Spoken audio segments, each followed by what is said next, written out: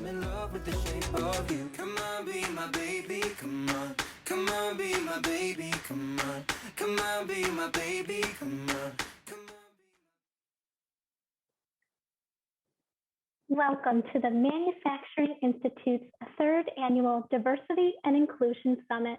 My name is Marisa Brown. I am the Manager of Diversity and Inclusion, supporting our D&I pillars at the Manufacturing Institute. Before we begin, I've got a few housekeeping items to share with you. First, on the right of your screen, you will see a chat box. We would love if everyone could kick off today's session by putting your name and your organization in the chat. Throughout the conversation today, feel free to add questions, comments, additional information, or resources to add to the conversation. We will be monitoring the chat and will try to get to all your questions as time will allow. If we cannot answer your questions, we will be happy to follow up with you at a later time. We encourage you to post on social media. Use the hashtag MFGTogether, share your thoughts or favorite moments, or even your company's participation. Finally, we will be recording this virtual event and you will receive a link to the recording in the next couple of days. So, why are we here? Why does this matter? There are 2.1 million jobs expected to go unfilled in the industry by 2030. Manufacturers need to find new populations of potential employees.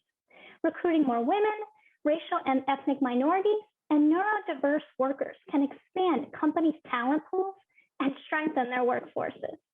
In fact, increasing the current female workforce from 29% to 35% would fill the industry's 746,000 open jobs, all on its own, according to a recent study by the MI and Colonial Life.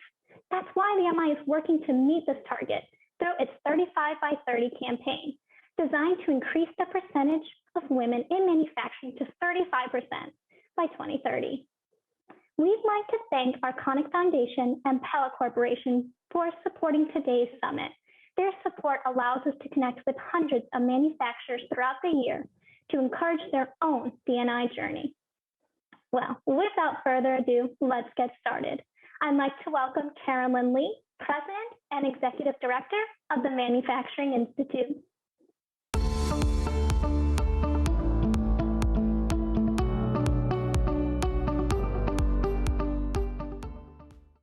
Thank you, and thank you all for joining us today. It's, as you all know, it's so incredibly important that each of us have these conversations, not only in our own companies, but together as a sector. And as you know, the manufacturing industry is facing a labor shortage, and we have been for quite some time. And one of the industry's biggest opportunities is broadening the talent pipeline and prioritizing actions that recruit and retain a diverse workforce. And frankly, we are a little bit behind on this. And there are steps that we can take, as you all know, because that's what brings you here, that can accelerate the creation of more inclusive environments and make our industry a more attractive place for people to come to work and stay and build a career, and people from all backgrounds. As you know, the Manufacturing Institute is the workforce and education partner of the National Association of Manufacturers. At the Institute, we aim to build and strengthen the manufacturing sector and the manufacturing workforce for individual opportunity, community prosperity, and a competitive manufacturing industry for the future. And we do this through our programs and initiatives, many of which we'll touch on today. And they're focused on several audiences: students, veterans, women, and workers. The MI is leading D&I efforts and has been throughout the sector for quite some time. And we put our plans in place to begin this work back in 2019 with our first advisory committee. And since then, we've launched roundtable series. We've had roundtables almost every month, about every 6 weeks, featuring voices at the forefront of the ongoing work of the manufacturing sector, offering case studies and industry-specific examples, providing actionable best practices for companies to adopt and implement and their own companies, and focusing on the key steps that manufacturers are taking that are leading to equitable and inclusive workplaces and the communities that they operate in. Now, on our website, you'll see a collection of these case studies and resources from thought leaders and manufacturers on the current state of D&I in the manufacturing sector. We're not only putting forward the research, and we'll talk about that a little bit more here, and also the best practices and talking about the pitfalls so others can avoid the mistakes that people have experienced. And we can do so in the goal of aiming to build more inclusive workplaces and communities. Each resource focuses on tangible actions your company can take to grow your inclusive and equitable culture and boosting talent and recruitment and workforce retention. And this extends to the work of the National Association of Manufacturers as well. In the days after George Floyd was killed, the NAM Executive Committee came out with a bold statement, the Pledge for Action, committing and calling for social justice and calling for closing the equity gap and opportunity gaps that persist in the nation. Knowing that we couldn't stop with a statement, the NAM board leadership convened a task force on closing the opportunity gap, which the MI supported and staffed. And through that work, we recommended critical and overdue actions that resulted in a bold goal that we announced in September of 2020 on behalf of the sector that by 2025, manufacturers would commit to taking 50,000 actions, tangible actions to increase equity and parity in underrepresented communities, for creating 300,000 pathways to job opportunities for Black people and people of color. And in doing so, the manufacturing sector will reflect the diversity of the overall U.S. workforce by 2030. And we're proud to say that with the support of the Institute and the work of committed companies all across the sector, and I'll say companies of all sizes all across the sector, we will surpass our goals of 300,000 pathways and are making huge strides to the 50,000 actions. But as always, there's more that we can do, especially when we do it together. We'll talk more about this throughout the day, but the tangible actions can be as simple as starting a conversation about equity or holding courageous conversations. It could be training or creating D&I goals for underrepresented groups.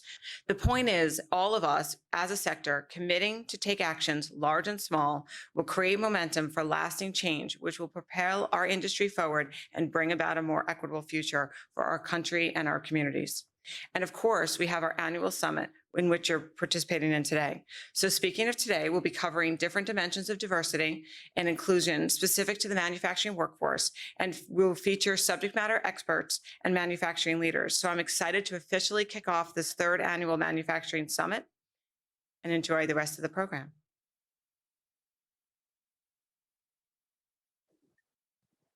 Thank you so much, Carolyn, for setting the stage for today's discussion.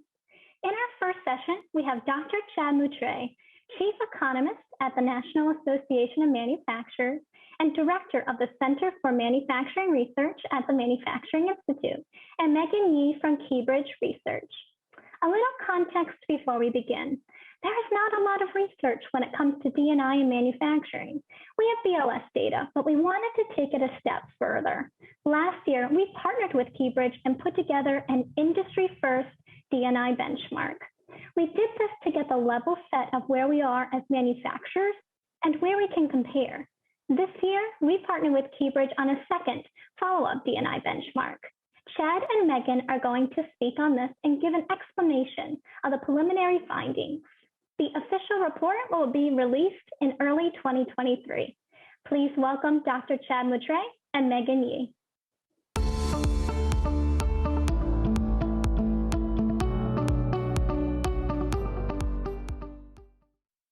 I'm happy to have Megan Yee join us again from Keybridge. Keybridge has been a great partner with us at the Manufacturing Institute on a number of studies over the past couple of years, the benchmarking study on D&I. And so first I'm going to go through, we'll go through the slides here. We'll do a quick outline of what we're going to go through, and then I'll turn it over a little bit to Megan to go through the actual preliminary results of the survey. So as was mentioned last year, we really wanted to look at some of the data on how manufacturers were not just hiring a diverse crowd, but what are some of those benchmarking numbers that we can kind of look at? I mean, we know from the Bureau of Labor Statistics, I just wrote it down a second ago, that 29.2% of manufacturing employees in 2021 were female. That certainly fits into our goal of the 35 by 30 campaign, and certainly something we talk about a lot. Right, so we still have an overwhelmingly white, male-dominated workforce. 10.3% were Black or African American. 7.1% were Asian, and Hispanic or Latino was 17.5. So we've made strides over the last few decades, but we still have, as I said, an overwhelmingly male, overwhelmingly white population as far as the overall sector. And so one of the things that we really wanted to accomplish with last year's benchmarking study was to see, number one, what are in terms of our overall membership, what does it look like in terms of some of that diversity, right? And I think the wrinkle that we brought to this year's survey is trying to get a little bit more into, okay, it's great that you're hiring more women, it's great that you're having a more diverse and equitable employee base, right? But where are they, right? Are they in roles of leadership? Are they mentoring people? And so I think that's really the direction that we want to go as much as possible. So we're gonna go into that. Maybe we'll do the next slide and talk a little bit. I know Carolyn did this a second ago, but we've been really looking a lot because it's a huge, tight labor market right now, right? Even though the labor market is cooling a little bit, we've seen that in the last couple months. We still have 10.3 million job openings in the U.S. That's not manufacturing, that's all workers, right? So 10.3 million job openings in the U.S. That's down from 11 or so a couple months ago, but still, that's a lot, right? And there are only 6.1 million Americans who are unemployed, right? That phenomenon is something, at least in my view, is structural, where we're going to continue to have this issue of where are we going to find workers over the next decade, right? Certainly we know this from our Deloitte study. We need to identify 2.1 million additional workers between now and 2030, right? And so I think part of that conversation of where are we going to find those workers has to include diversity and inclusion, right? And when I go out and I talk to manufacturers for some of the studies that we've been doing, this is something that we hear all the time, right? That they're looking for a more diversity that certainly widens the pool of workers that you can look into. A large part of that 35 by 30 campaign, for instance, is this knowledge that we could fill all the job openings that we have in manufacturing, which is currently 746,000, if we were to increase the percentage that is female from 29% to 35%. And so that shows you that extent. You can make similar comments about all the other various aspects of diversity and inclusion as well. The other comment that I'll make, and we hear about this a lot in a lot of the interviews that we have with manufacturers, is that culture matters as well, right? And you hear this a lot in the survey that Megan's going to walk through.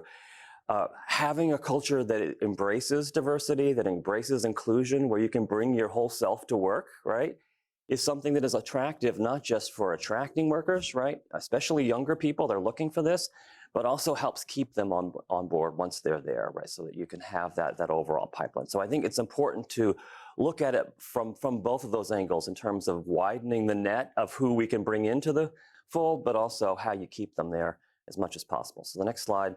And we've already previewed this, but essentially we're building on, and this says December 2022. I think probably that's more likely to be January 2023.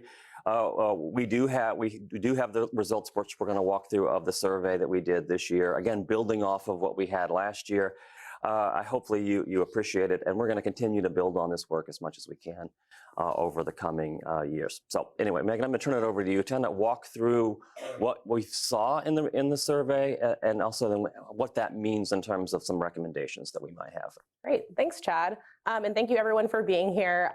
So during our survey this year, we were able to hear back from over 160 participants, and they represented more than 15 manufacturing sectors of multiple firm sizes. Here you can kind of see the breakdown of the respondents that we've gotten by size, with the majority of responses coming from small and medium-sized companies. Most of the respondents that we heard from also hold either executive leadership positions in their companies, or they hold roles in human resources and or DE&I leadership roles within their companies. So we got quite a few respondents, which we're really excited about. And we'll walk through in a few slides later on some comparisons from 2021 and 2022 from participants who were able to respond both years. So the first key theme that we noted during this survey was that the value of DE&I still kind of needs to be emphasized for a small contingent of manufacturing companies. Here we can see that 72% of respondents stated that improving and or maintaining DE&I is a key focus for their business, but we're really concerned about that 27% who are either neutral or disagreed. Here you can see there's a quote from a study from McKinsey that companies in the top quartile for gender diversity on executive teams were 25% more likely to have above average profitability than companies in the fourth quartile. And this result is actually even stronger when it comes to racial and ethnic diversity. So there really is a business case that needs to be made that touts the value of DE&I for manufacturing companies. You know, as Chad previewed, there's going to be 4 million jobs open. By 2030, 2.1 million are likely to go unfulfilled if we can't encourage people to join the manufacturing workforce. And so one way that companies can do so is by partnering with more diverse pipelines, right? If we recruit from talent pools that might not have traditionally been part of the manufacturing workforce, that can go a really long way in terms of filling the gap. And additionally, separate from diversity, on the equity and inclusion side, equity and inclusion, those are values that benefit everyone at a manufacturing company, not just people from diverse backgrounds. People who are treated fairly, that they're more comfortable bringing their whole selves to work, and having those cultural aspects at a workforce can help boost employee retention, and that's obviously something that manufacturers are really concerned about when it comes to retention. We want to make sure that we're holding on to as many people as we can. One example of an equitable and inclusive practice is something like offering clear guidance on growth opportunities. When people can clearly see that they have a trajectory moving forward in a company, that can entice people to stay at a company for longer. So, one thing that we noted during our survey was that policies that impact all employees have grown stronger. So this is particularly true for the case of policies that have increased worker flexibility. This is probably likely due to the pandemic, but regardless, a workplace that is more flexible increases equity and inclusion for workers, particularly for workers who might be, you know, they might be parents, they need to work around schedules for their kids. So some things that we've noted are hybrid work, flexible work hours, and remote work are all policies that many of our survey respondents report having. So we've seen a lot of great strides in policies that impact the broader employee base. And one other benefit of offering things like remote work is companies are able to pull from talent pools that might not live locally to their company, but they can pull from somewhere else and still be able to hire those individuals because they offer things like remote work. Additionally, we saw higher rates of things like parental leave. More companies are offering maternity leave, but also paternity leave and adoption leave. So again, this increased worker flexibility, these increased benefits, kind of show that companies care about their employees. They care about their well-being, and these policies can ultimately be really strong recruitment and retention tools. We recently did a study with NAM about you know, the future skills that are going to be needed in manufacturing. And a lot of those skills are now overlapping with other industries such as like healthcare and IT. And so manufacturing companies are going to need to be more competitive when it comes to attracting those people. And so offering these sorts of benefits can make them more attractive ultimately to manufacturing companies. That being said, we did know that less progress has been made when it comes to policies that are targeted towards the needs of specific groups. For example, we looked into whether or not you know, gradual retirement is offered at companies, and only 25% of companies responded to saying that they offer gradual retirement. And that's a policy that is clearly targeted towards older workers, but only 25% of our respondents said that they offered gradual retirement to their older workers. And so adoption of policies that are targeted towards specific groups can help make companies more attractive, particularly for younger workers who are more often noting that DE&I is something that they really value. And the gradual retirement obviously builds off of another study that you did for us at the Manufacturing Institute on you know, the fact that we have so many older workers, right? And how companies are working with older workforce. Many of our members have said that they don't want those older workers to retire, right? That's still true. Yep. And multi-generational teams is part of that overall conversation as well. The other comment I'll make on the hybrid and flexibility is that obviously this is an ongoing conversation at a lot of manufacturers. It's not always easy to be flexible when you have a shop floor process where you can't make something from home. And so companies are certainly looking at a lot of experiments in that space. as it relates to how can they be flexible or more Mhm. flexible. And we look for more on that, but that's certainly a topic we continue to hear quite a bit about.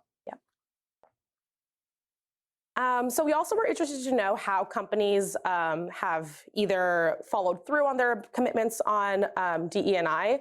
And so over 60% of respondents have made public statements committing to DE&I, and many of them have followed through on that through various means, whether that's diversity commitments, creation of employee resource groups, and donations. But at the same time, there are quite a few companies that noted that they haven't really done anything. For example, 63% of companies said that they had no budget for DE&I initiatives, and 56% said that they weren't able to invest in employee resource groups. Obviously, this could be due to things like company size, company resources, but at the same time, 45% of companies said that they had no strategic plan when it came to DE&I, and that's not something that's necessarily linked to employee resource or size. So that's something that we'd really recommend for companies to do if they're really wanting to show that they're following through on their commitments to DE&I, which is to create a strategic plan looking into the future. And I noted that, of the people who have said that they have made public commitments to DE&I, they've made a lot of progress, but there is still progress that needs to be made amongst those that are less committed to DE&I. Here we can see we asked our survey respondents, do you collect feedback on DE&I related matters? And the majority of people said no. 52% said that they don't collect feedback on this. And so we need accountability and feedback mechanisms to measure success. You can't really know if something's working unless you ask your employees, right? So we would really recommend that more companies ask their employees what they think about any new initiatives, if there are suggestions that can be made, because that shows that they value their employees' voices. And a survey of their employees on DE&I related matters, or just any company policies, that's something that can also be done regardless of employee size, or company size, or resources. The next thing that we've noted is that retention of employees continues to be a persistent concern, as is recruiting diverse candidates. So 50% of respondents noted that they struggle with recruitment, and 37% of respondents noted that they struggle with retention of diverse candidates. And so making the workplace more inclusive and more equitable can help with retention. For example, offering things such as training, mentorship, clear onboarding guidance. These are all ways that employees can be retained. And again, everyone benefits from an equitable and inclusive workplace, but that benefit might be felt more strongly for those who come from a diverse background who might not have had those opportunities at previous employers. So it's really important that all trainings and mentorship opportunities are offered to everybody, but with specific eye to specific employees who might not have had that experience before. And the last thing I'll say on this is that employees who feel safe at work, they're more likely to voice their perspectives or their opinions in a group setting. And that can honestly boost innovation or productivity because you're getting more collaboration, you're hearing from more people with more perspectives, and ultimately that benefits everybody. So Chad kind of highlighted this about one of the purposes of this survey was to figure out where people are located in companies, not just has representation increased. And one thing that we found during our survey is that women tend to dominate in human resources and administrative roles within manufacturing companies. From this little pie chart, you can see that 65% of respondents stated that women are concentrated primarily in admin or HR. And this does align with the larger reality of women's typical roles in the workplace, with 75% of workers in the HR sector being women. So this is not unique by any means for the manufacturing sector, but this is something that we do want to address because we would love to see more women, on the fabrication floor or in engineering or in other positions. On the positive side, though, I will say over 60% of companies did report that the representation of women has increased both in their employee base and also in leadership. But again, this is something that we do want to address and try to have more women involved in roles other than admin or HR. Respondents also experienced higher turnover when it came to women, ethnic minorities, and younger employees. And so here we again want to really emphasize cultivating a work environment where people want to stay to boost that employee retention, particularly for these workers who might have higher turnover. Okay, so I know this is a very small graph, so apologies for the size, but we really wanted to note if there was any progress from 2021, particularly for survey respondents who responded both years. And so we isolated just those companies and tried to do a one-to-one comparison of those companies for a variety of questions.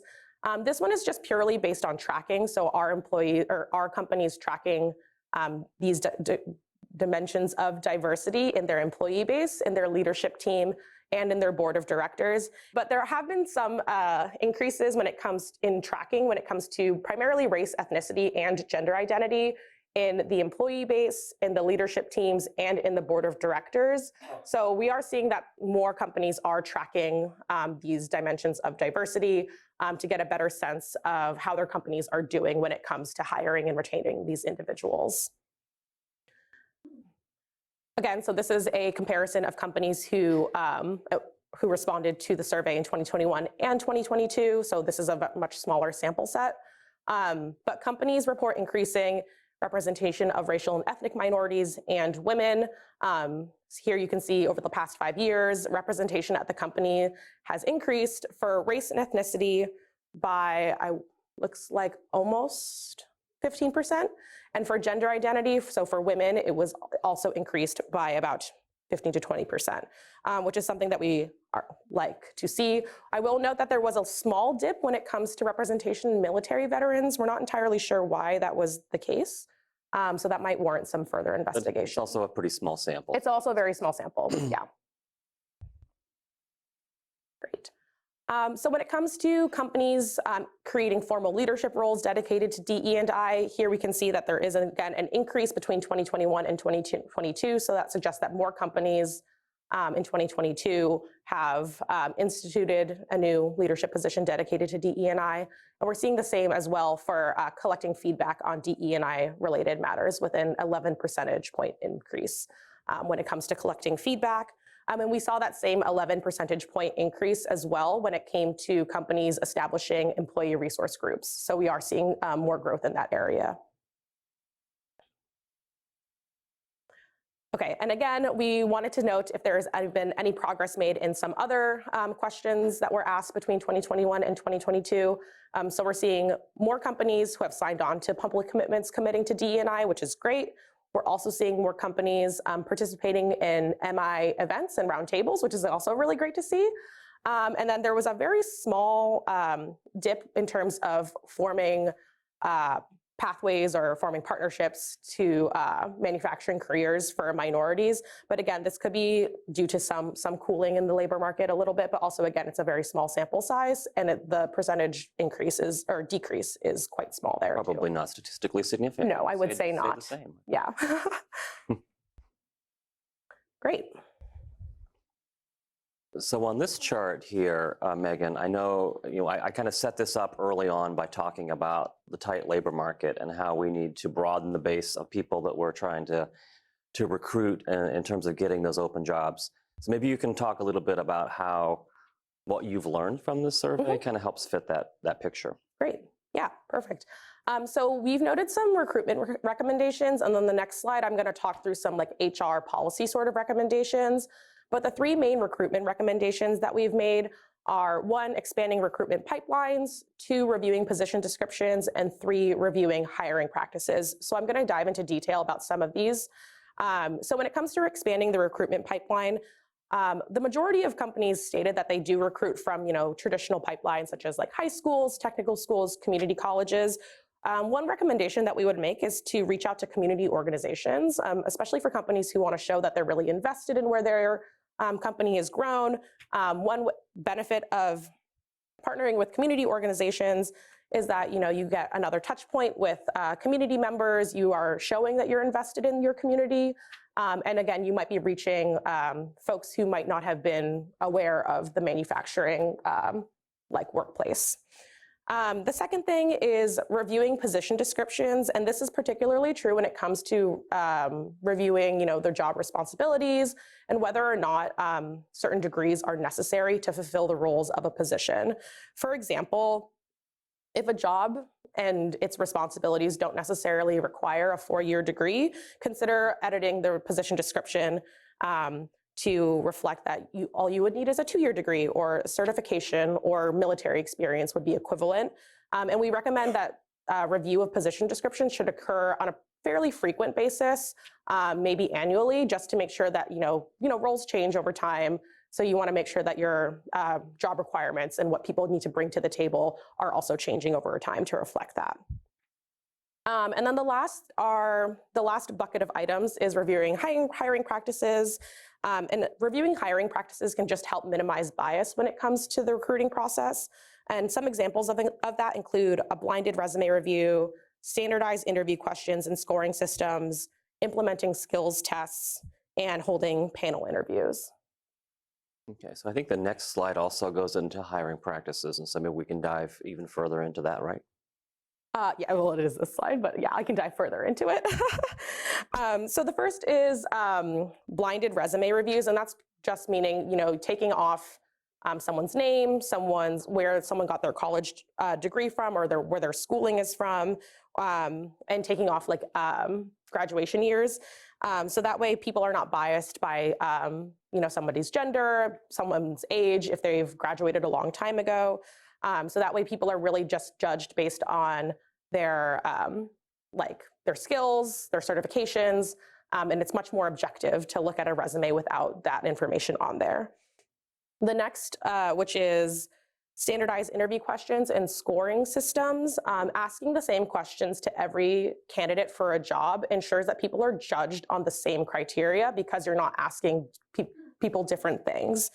And again, with the scoring system, again, we want to make sure that people are judged on the same basic scoring system. It is very standardized, so that, again, no one is getting an unfair advantage just because, an interviewer, likes somebody or they get good energy from them.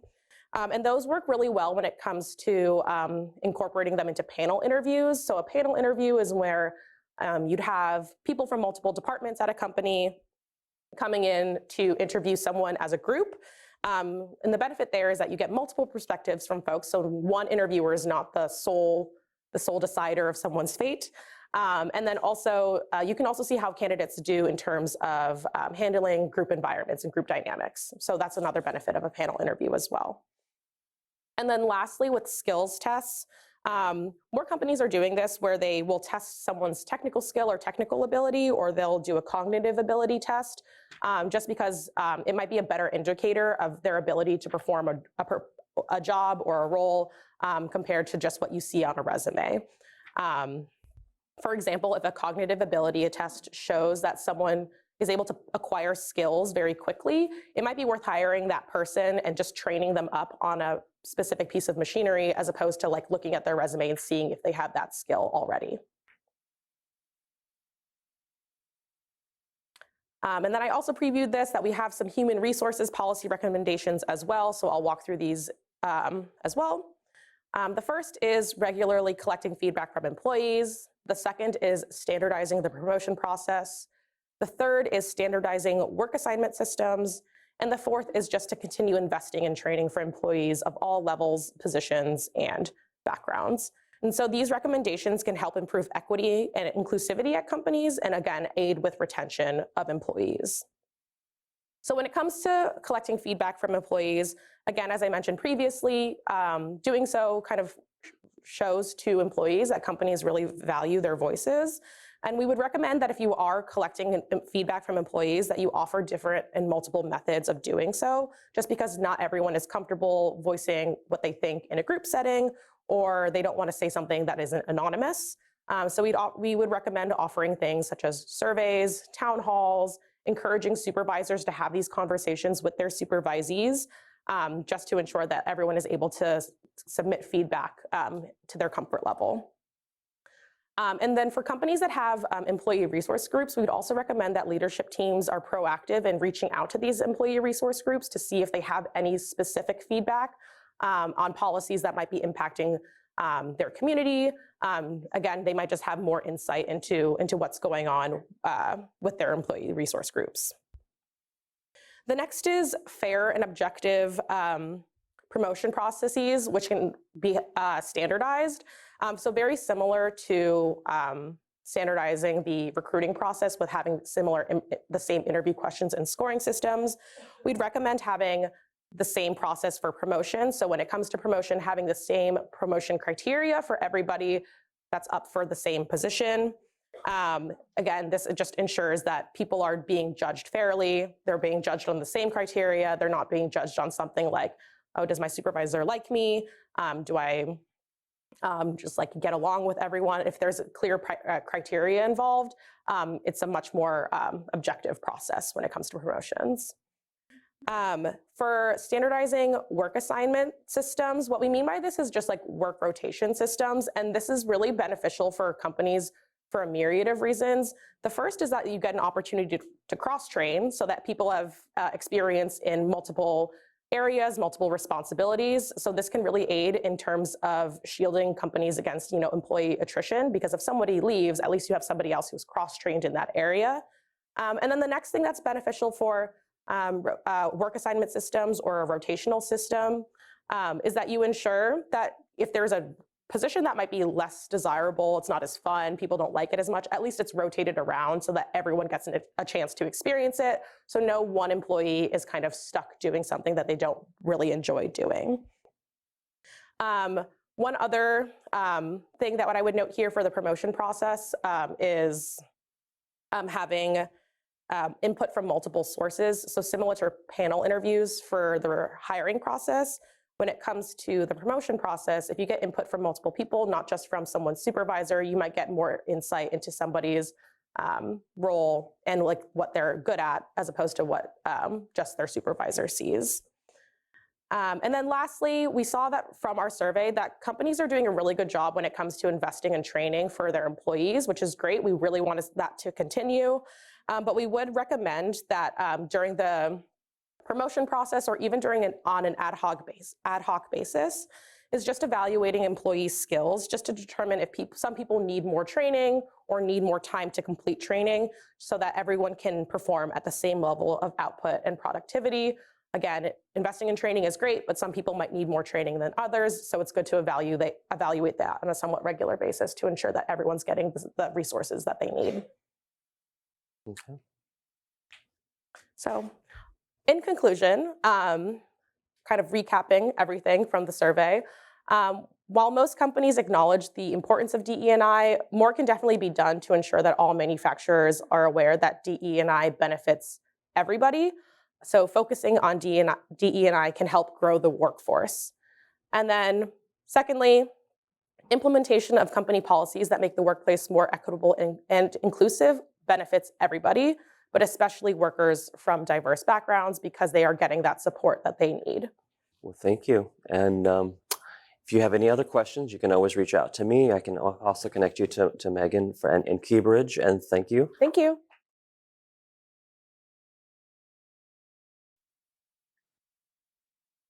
Thank you so much, Chad and Megan. In our next session, we will learn how to design, build, and support employee resource groups. Additionally, we will learn how to utilize ERGs as a business imperative and best practices for supporting and maintaining employee resource groups. Please welcome Jennifer McMillan from McCormick & Company, Arthur Taylor from Pella Corporation, and my wonderful colleague, Erica Singleton, Associate Director of Human Resources and DE&I with the National Association of Manufacturers, who will be moderating this panel discussion.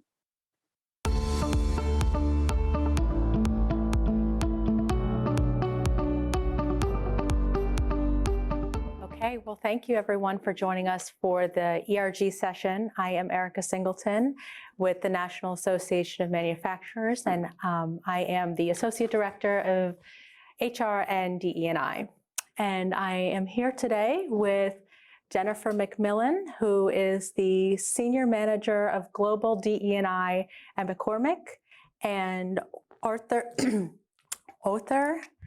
Taylor, who is the manager of DE&I at Pella Corporation. Correct. So today, the purpose of our panel is we are going to talk about really how to design, build, and support ERGs and utilize ERGs as a business imperative as well. And we will provide you all with tools and shared experiences as well as best practices. If Jennifer, if you wouldn't mind saying a few words kind of about your role and maybe a brief description of your company. We are a whopping team of 2 for our organization. It's myself and my wonderful boss. And so we are very fortunate because we are at a point where McCormick, so I work for McCormick, and we're at a point where they're starting to realize where we need to move the needle with regards to DE&I. And what I mean by that is they're recognizing the importance that it feels to the employees. And as we talk about employee resource groups or employee groups in general, this is where that experience comes in. Mm-hmm. And so we have senior leaders who are starting to buy in a little bit more. We have groups within the organization that are wanting to work with our employee resource groups to help drive change, to help see a difference, and to really be a place in which people feel that they can bring their authentic selves to work. And so I'm excited to be with all of you to really talk about this and to dive into it a little bit more. Thank you so much. Othar, I'd also love to hear a little bit about your role. I know you've been with Pella for A long time, 5 weeks now. Yeah. 5 weeks. Yeah. It's a pleasure to be here. I am Othar Taylor and a new employee at Pella Corporation. And I, prior to that, was working as a consultant in this DEI space after retiring. After 20 years with a mid-sized Midwest utility company called Alliant Energy based in Madison, Wisconsin. I will just say up front that I was pulled out of my quasi-retirement consulting work by Pella Industries because of what I saw they were starting and wanted to continue. You know, there was a passion and drive at the leadership level that, frankly, I hadn't seen many places. And although a number of opportunities full-time had come my way since my retirement, Pella was the one that piqued my interest and brought me in. So this wasn't just happenstance. You know, it was very specific, very purposeful, and a right alignment, for me and hopefully for Pella. You know, Pella's been around a long time. Almost 100 years. Established in 1925. It is headquartered in Pella, Iowa, this historic touristy small community, which is really a cool spot. But it's not the place that you think about when you think of classic diversity. But Pella also has 18 or 19 now manufacturing facilities across the nation, from Maine to the Portland, Oregon area, Florida, Texas, and many other places. So the employee base, overall, is certainly more diverse racially and ethnically than one would think when they think of just Pella. And more importantly, or I should say as importantly, there's a growth strategy there, and doubling the employee base. And now it's about 14,000 employees total. And it is expected to double by merger and acquisitions over the next 5 years. So all of that, along with the workforce challenges that all of us are facing, has just encouraged leadership and the corporation itself to double down on this effort, to put their foot on the gas pedal and authentically and purposefully, move forward in figuring out how to move the needle. How do we not just attract, but engage and retain, the changing face of talent, this changing face that we need. Changing from not just racially, ethnic, and gender, et cetera, but to be able to attract and retain anyone and everyone who could bring, the right skills and passion to, continue, to make sure that we are, leading the industry in what we do. So I'll pause there. Thank you. Sure. And it is really impressive to hear that Pella, had that leadership buy-in already. That's something I think that a lot of people are looking for. So thank you for sharing. So I will dive right into our questions. So my first question for you, and I'll start with Other, is can you please walk us through what the application process looks like at Pella for establishing ERGs, and kind of what those requirements are as well? Okay.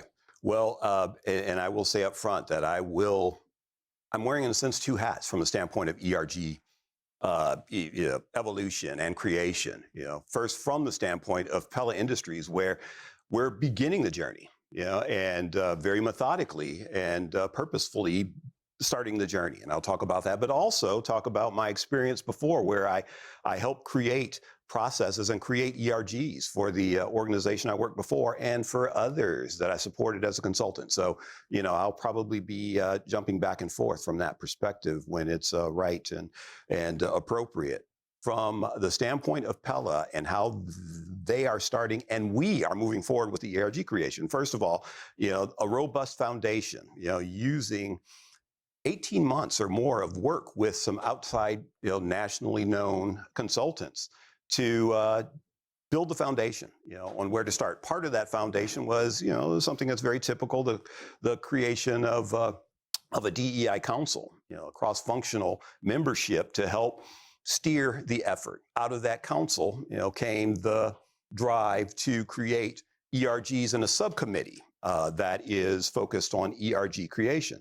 Now, the ERGs that will get started as pilots will come from a small group of options that were based on the consultant feedback and employee feedback as to where the group should start. And those, would include the classic, I'll call them classic categories of racial and ethnic, diverse groups, women, in the industry, those living with disabilities or having folks around them with disabilities. And one that I've injected and I'm passionate about into the process, one that's focused on veterans. So the group literally is in the decision process, not just based on the subcommittee's needs and desires. I know I'm lengthy here, I apologize, but also the feedback that's going to be collected from folks in the organization who are, either a part of or engaged with the groups to determine which ones we're going to pilot first, rolling out in the first part of this year. And we'll pick two and go and learn from what we do, hit some walls, work around failures, and move forward. And how is that feedback received? Can an employee just email you, or is there some sort of annual survey that's done? There is an annual survey that's done. The survey itself and the results from the survey aren't directly contributing to the decision of the direction for ERGs. That's based on either anecdotal and internal research and, of course, feedback from the consultants as to what we will move forward with first. Now, as far as the decision process, the subcommittee, the ERG subcommittee, will be holding over the next 2 months some small focus groups, based on our subcommittee's decision on the 2 or 3 that we want to pilot. Then we'll pull some folks in that would be a part of this or are part of the communities that we're focusing on and talk about what we're planning to do, get their feedback, and figure out if it's the right time or maybe it's not for a number of reasons, and use that information to then make the decision on where to go and craft our goals. And at the same time, put forth some more formal structure on how this ERG process is going to move forward. And I will say we are calling them BRGs, business resource groups at Pella. And, we won't necessarily get into that now, but there's a reason why we want to call them business resource groups. Thank you. Sure. That's really helpful. In terms of kind of what that application process looks like for you, Jennifer, can you walk us through that? Maybe are there certain requirements that every ERG must have, a chair, a co-chair, X amount of members within an ERG? So absolutely. So at McCormick, our process, we have some of the similars. processes, if you will, from what was just shared, but we actually have a global diversity and equity and inclusion council. And so that council meets once a quarter. During that council meeting, they're not only evaluating kind of an update on what the different ERGs are doing within our organization, but also any other new ideas that have been brought forward by our employees. With regards to the criteria that's required, one of the things that we do ask an employee who comes forward and says they have a new idea for a new ERG that they want to pilot, one of the critical pieces for us is really that they have an executive sponsor. Mm-hmm. And so an executive sponsor is typically someone who is of a senior level within the organization. And we feel that that's so critically important because that's how you start to get the buy-in. You know, you get that support right from the beginning at that executive level, and then as you move forward. All of our ERGs, and we actually call them EAGs in our organization, so they're employee ambassador groups. They're really ambassadors for that particular part of the community within the organization. And so when we talk about our employee ambassador groups, we do have leadership positions within those particular groups. So there's a chair, a co-chair, treasurer. We've actually just started something that's, an events committee. And so they're looking at different events that they're kind of working through. Another thing that we've started with our employee ambassador groups is at the beginning of each year, we present them with something called the EAG Strategic Planning Guide. And so within that guide, they are really looking at 3 specific areas, and that's work environment, workforce, and marketplace. And so a lot of our EAGs within their leadership teams will then have a subcommittee that's focused on those particular areas. But again, that's how we align back to some of those bigger business initiatives. It's how we connect back with our senior leaders, and we continue to get that buy-in from the organization as we look to move these EAGs forward. Thank you so much. Just one comment related Yes, to of that. course. It is imperative to have the structure in place, formalized structure from the leadership, structure within the ERG, and also that direct connection to by sponsorship or whatever, leadership within the corporation. It must be the case. Without that, if these are just seen as ad hoc efforts, they will not sustain themselves. So exactly what you walk through and roll through there is exactly the way that it has to be. I know I'm being very direct and prescriptive here, but that's the case. They will fail if you don't at least start that foundationally and fundamentally. Absolutely. And in terms of leadership at an organization and leadership buy-in, Other, can you maybe speak to, because you did mention they're called BRGs, That's Business correct. Resource Groups. So what has the leadership said in terms of maybe feedback on the most beneficial part of a ERG or BRG? A couple of things. First of all, from my perspective, ERG and BRG, they're referring to the same thing. Some will define some differences, but basically, the ERG/BRG is a group that ultimately focuses on business results. Everything that they do, including, making sure that there's opportunities for employees to be more included and get exposure to other parts of the organization. It's all about making sure that ultimately it's impacting, the well-being of the corporation and company. That's why you want to call them business resource groups. And so anyway, I like that term because employee resource groups is a little bit nebulous, and people can see it a little bit differently. But anyway, that's my slant and that's my angle. But I'm sorry, after I talk, I just want to make sure that I've got your question specifically and right before I answer it. So could you repeat it? Yes, I just wanted to know if you've heard feedback from leadership at the organization in terms of what they deem the most successful part of the BRG groups. Well, a couple of things I will say. First is obviously making leadership in the company aware of opportunities that folks aren't seeing, from the standpoint of recruitment and retention. What are the things that we aren't doing that we can and should do? And secondly, employee development, and exposure.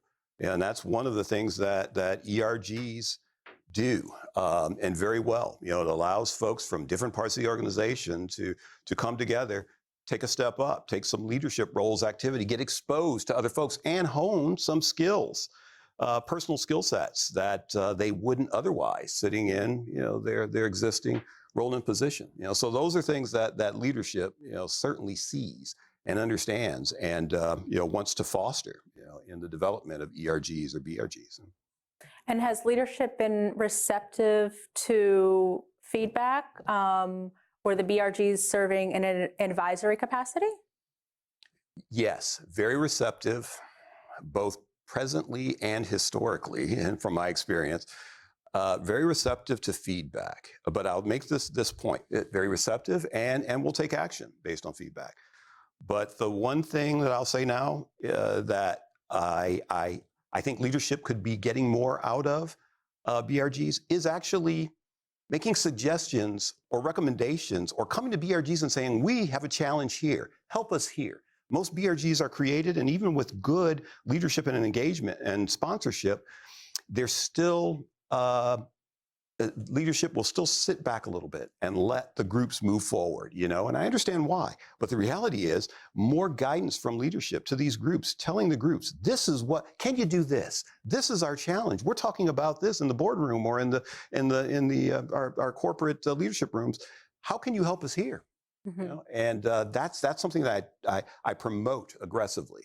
Use these groups more than you are now because you can, and it's a passionate, group of folks that can help. And if they can't, they will tell you. I understand using these groups as a resource because yes, they are more of a resource than how they're being used now. Absolutely. And Jennifer, how about at McCormick? What is leadership saying in terms of what's most valuable about these ERG groups? So I will share with you, and kind of to piggyback off of some of the comments here, we were so fortunate earlier this year. We talk about using these ERG groups and really understanding the mindset. And so I talked about the strategic planning guide. It's an opportunity for us to find business opportunities for the EAGs to partner with those different parts of the organization. And so earlier this year, we were able to relaunch during Pride Month the Old Bay hot sauce. And if you saw the logo for that particular limited edition bottle, if you will, on the front of that bottle, we were able to highlight a lot of the different Pride colors that connected back to Pride Month. We changed all of the logos on the particular label to really connect with individuals in the LGBTQ+ community. And so again, it was an opportunity to think outside of the box, to take a product that had already been out in the market, but to partner with one of our, employee ambassador groups and to really think differently, to think about ways in which we could connect back. And so not only was that a profitable partnership for the organization, but then we were also able to make a contribution and a donation to an organization that supports employees within the LGBTQ+ community. So again, it was just sort of a win-win across the board for that partnership, that collaboration that we're really looking for when you talk about growing your EAGs and partnering with the business and getting the buy-in and really helping the organization to understand where we can start to increase from a DE&I space. Thank you. It sounds like both of you are fortunate that there is really leadership buy-in and they are, again, using the ERG groups as a resource, which is fantastic to hear. What about feedback from the employee resource group members? Have you heard feedback from them? What's their perception about either what they're happy about in their ERG or maybe suggestions for improvement? What have you heard, Jennifer? So I think, one of the things that we continue to hear is always looking for more buy-in. How can we do more?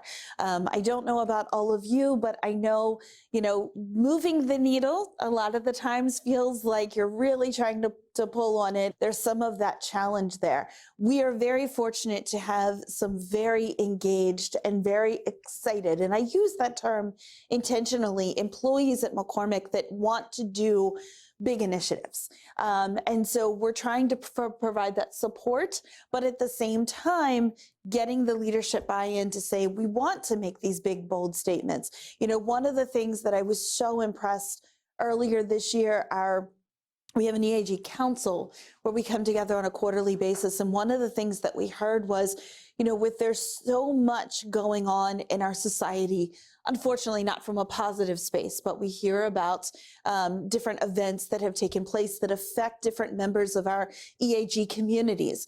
And so there was really a push to our corporate communications team to say, is McCormick going to release a message? Is it going to release a statement? And they've really held our leaders accountable to say, if this is something that's impacting our employees, if this is something that people are facing with coming to work, then we want to know that our leaders are going to support us in this space. And so it was great because it was something that they were very vocal about wanting and providing that feedback. And we were able to partner with the Corp Comm team to say, yeah, we do need to be more aware. We do need to be more, have our voice heard a little bit more back to our employees in the organization. So again, another example of how leadership was receptive. Absolutely. And they heard that putting out a public message was important to these employees, and they were willing to do it. Absolutely. Absolutely. And are there any suggestions that you heard from the ERG members where you said, oh, I wish we would have done this differently? Because this is all fluid. We're learning, right? Yes, I think that's probably the most true statement out there, is that we are constantly learning. There's definitely things that we are going through. I think, you know, we heard earlier this morning when we talked about the murdering of George Floyd. And then there were some riots downtown in Baltimore. And so there was, you know, as employees were attempting to get into work, and as employees were attempting to use public transportation, you know, there was a bit of an awareness that needed to be brought to our leaders to say, this is the impact that our members, that our employees are feeling within their own personal communities, and they're bringing this into the workplace. They're bringing this weight with them, or they're running into transportation issues just to get into the workplace because of this. And so it was an opportunity for a learning, if you will, with our different leaders in the organization to say, we need to do better, and we need to be more aware of this, and we need to understand more about what these challenges might be, and so that we're better prepared. Again, hopefully we don't have to face that in the future, but should we, we're better prepared to handle those situations. Wow, it sounds like they were incredibly empathetic. Once it was brought to them, they had the ability to be receptive, be empathetic to challenges that employees were facing. Other, can you share with us, please, the same question? I'm just wondering what feedback you've heard from the members of the group. Well, again, this would pertain more to, you know, my prior work existence and career, because we are in that development stage at Pella. But one frustration by members of ERGs expressed lack of engagement by the leadership. Sponsorship, you know, and that was something as I was director of DEI with that prior employer that I would have to manage, you know, including, you know, removal or replacement of, you know, VP or senior VPs from that role, because it was required on paper, what their engagement should be. And if they were not engaged, and each group, by the way, had 2 sponsors. But if there was a sponsor that was not properly engaged for whatever reason, then we would have to replace that person. It's imperative for so many reasons, you know, not just because of the visibility that would be offered to the participants in the ERG, but also to make sure that that executive leadership team knew what was going on, and to make sure what the ERG was doing was in alignment, you know, supported by and in alignment with, you know, corporate initiatives and direction. You know, so that was just absolutely imperative. The other thing that was expressed as frustration at times and was rectified was the time issue involved, the time in the work, you know, that many people, steering team members of the ERG and others, leadership of the ERG, were actually putting forth, you know, to keep things moving. It was a lot of time. So it's imperative, another imperative, I use that word a lot here, that people are recognized. You have to pay people to do this work, bottom line, whether it's through incentive compensation, or maybe even carved out and written in their job descriptions, whatever it is. Add that in and make sure that they are properly recognized and receive some sort of compensation or benefit for being a part of something that is supposed to be fundamental, foundational, and a priority for your company.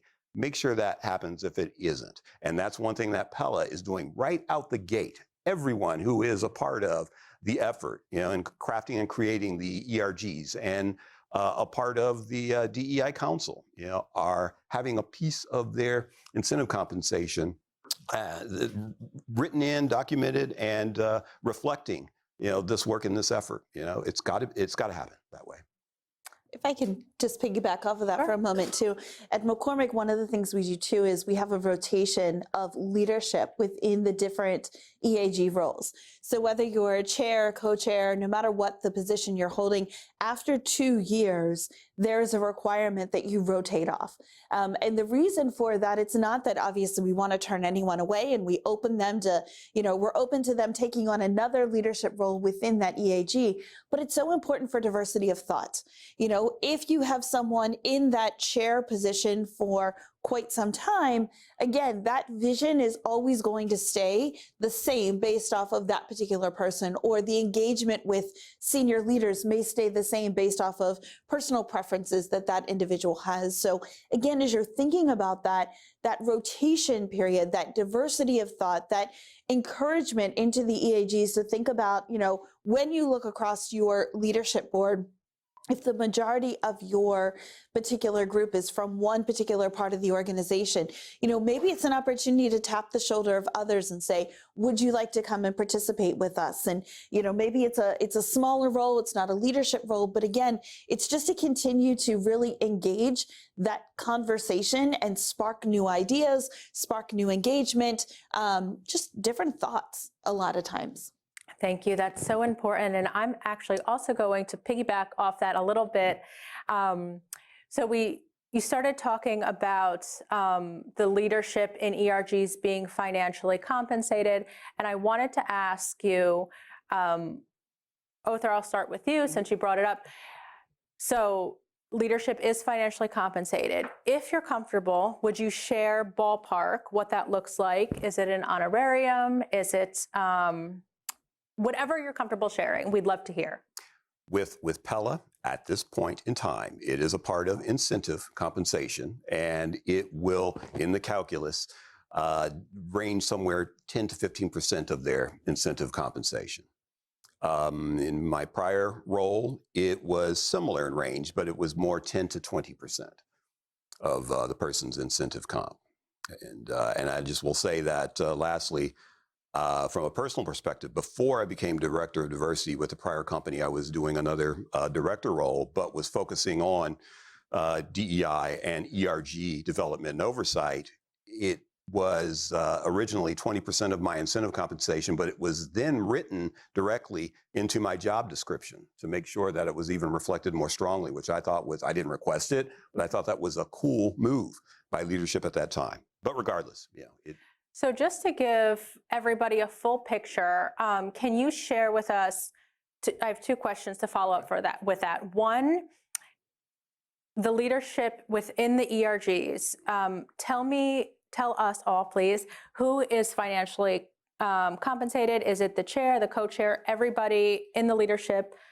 And I have one more question. I'll let you answer both of them together. How many people are in that ERG? And the reason I ask is to kind of give everybody a picture of how much responsibility this is. Exactly. So everyone who's in the leadership and steering committee for the specific ERG will receive that compensation benefit. And that would be chair and co-chair and secretary and well, there are a couple of other positions that would be a part, a communications person. Mm-hmm. I was thinking that's managing communications, and the 5 to 7 additional steering team members who are a part of driving that ERG. They would each, be granted, some sort of compensation, a piece associated with that work. That's really helpful. And I'm sorry if you answered this and I missed it. How many people are in an ERG? And I know it ranges, but like ballpark. It does. And how we're structuring it at Pella, and it really mirrors my prior experience, is that you have 3 levels of the ERG. You know, you've got the steering team, which would be probably 10 persons max, including the leadership, you know, plus or minus, depending on what's happening.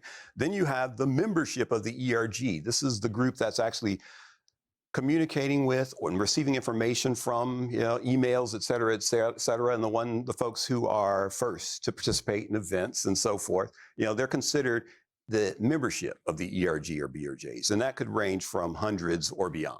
Okay. You know? And then, of course, you have the general population who are invited to all events, but they're not necessarily on the directed mailing list and so forth. So, you know, when the topic of ERG membership comes up, it would be that middle band, you know, the folks who consider themselves to be participants, you know, of the ERG and are participating and participating in the events and sharing ideas and sitting in on meetings and on a regular basis and consider themselves, again, a part of that group. Last thing I'll mention is that any ERG, BRG that I've been associated with, and I promote this directly, it's got to be open to all. You know, it's focused on a group or a category or a project or a type of effort or focus, but it needs to be open to all. And you need to encourage, you know, that engagement and openness for so many reasons. You know, that's a lot of the secret sauce and the churning and the melding of people and ideas that helps the overall organization, you know, just become more open to inclusion. That is inclusion. And would you say that when everybody is considering ERGs within their organization, you know, part of being financially compensated, because I know not all companies do that, would one of those factors be the size of the ERG? Because over 100 is very different than 20. Well, just excuse me, just so I'm clear, the folks that would be compensated would just be that leadership. Yes. Yes, you get that. But as far as like a budget, no, the budget for the ERG, it can flex. Typically, there's a standard dollar amount, you know, per ERG. But depending on what the ERG does, and you know, there's of course some structure and process and planning at the beginning of the year, you know, of what the ERGs are going to do and expectations that there will be, you know, 1 or 2 key events that each will lead, external speakers, whatever it might be, you know, brought in, and there's, you know, budgetary ramifications to any of that, you know. So anyway, there'd be a base dollar that, you know, the group would start with from a planning perspective, but then, you know, depending on what's going on, you know, it would and could be adjusted, you know, from there. Again, that starts with that initial planning process on what the group wants to do and, you know, what the cost will be associated with that desire. That's very helpful. So there's also a budget for the ERG to use. And I am going to jump over to you, Jennifer. I have the same question about the budget. Is there a budget allocated to the ERG groups? And maybe you can speak about if there's an approval process for what the ERG wants to use the budget for. Absolutely. So we at McCormick, we actually do not compensate the leaders in the EAGs. And so they are doing it on a voluntary basis. Pros and cons to that, you know, you talk about what if we heard back, obviously they'd love to be compensated, but at this time it is a voluntary type of position. However, we are initiating new DE&I strategic goals across the organization. And if you are in a leadership role, you are able to now include them as part of your performance goals throughout the course of the year, assuming you've had that conversation with your manager. So again, moving the needle in the right direction, but it's baby steps along the way. With regards to the budget for the EAGs, our EAGs are actually presented with 2 budgets. So they are given a set of dollars for what we call their spend budget. And then there's a similar budget, same set amount for what we call community donation. So the importance behind that is that we want these employee ambassador groups to feel that they can contribute back to a community, they can partner with an organization outside that they feel that they can give those dollars to, but at the same time, they're spend dollars for speakers, for heritage events, for different activities that they may want to do for the employees. They're not having to go between those 2 budgets. So that's the reason at McCormick why they do receive those 2 separate budgets. With regards to the approval process, all of our EAGs work very closely with the Office of DE&I. Now, when I mentioned the Office of DE&I, it's two of us. So pretty much I sit in on all of our EAG leadership team meetings. As they come up with ideas, we kind of help them flush it through. We help them to really think about how is it aligning back to the DE&I strategic goals for McCormick, and really, what is going to be something that's going to be quite effective for this particular EAG? How do we invite senior leaders? How do we expand upon that? And so again, it's not so much, they do have the autonomy to spend those dollars, but we just help them sort of think it through from a strategic standpoint to ensure that they're using those dollars that's going to get them, the biggest impact, not only for their particular ERG, but also for the organization as a whole. That's really helpful. Thank you. I love the idea of having two budgets, so there doesn't have to be a decision about, are we using this for professional development, or are we giving back to something that we're passionate about? Exactly. Thank you. That's very helpful. And Jennifer, I believe you touched on this before, but can you share what the renewal process looks like, or the renewal application process for an ERG? I mean, it's so easy for any group once it's established to kind of either run on autopilot or kind of fade away. So we, as I mentioned earlier, we have these strategic planning guides that we present to our EAGs at the beginning of the year. They actually have to work as a leadership team to complete those strategic plans, if you will, and then they submit them back into the Office of DE&I, and we share them with our Global Diversity Council.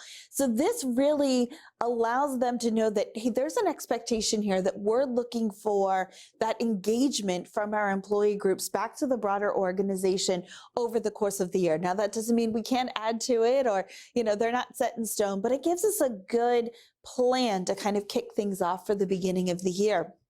With regards to sort of renewal, as long as it is still a very effective, and what I mean by effective is they're engaging with employees, they're getting that response, those employee groups will continue to live on. Where we make changes is at the leadership level. And how that process works is each EAG will actually open for nominations. They will look for other employees to either nominate themselves, or other leaders in the organization will nominate other employees.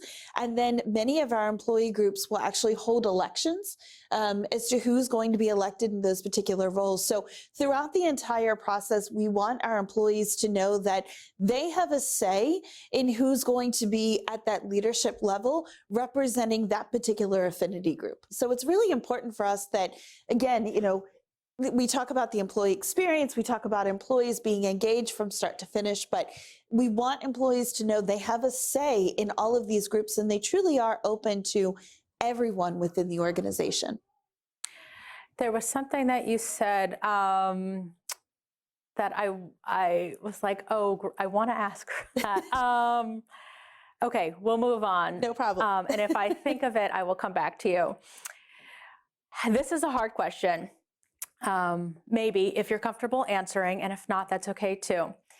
Othar, I'm going to start with you. Oh, thanks.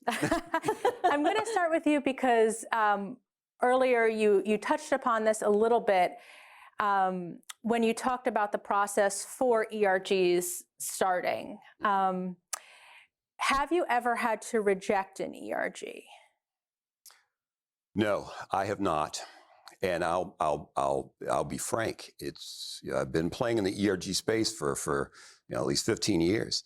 And typically the ideas for ERGs, although coming from employees first, it's really promoted and manifested by work in the DEI Council or with leadership in the corporation, if that kind of makes sense. So I've not been a part of a formal process. It would be a great idea, of course, where employees would submit an application for an ERG. Normally it, again, just comes from discussions and a corporate leader or somebody else talking with folks saying that, a veteran's ERG would be a good reason or a good idea for these reasons. And then it percolates up and eventually comes to the DEI Council, after which, focus groups take place and the idea is vetted, and then the decision is made to move forward. So I would love to be in a situation where employees were actually requesting a specific ERG, and I haven't been in that situation yet. It's worked, and then the ERG has been supported, but I would love for employees to come and have encouraged it, but it just hasn't come about that we would like an ERG for, parents with young kids or people, working with aging parents or whatever it might be, So I'd encourage you to encourage that to happen in your organization. Thank you.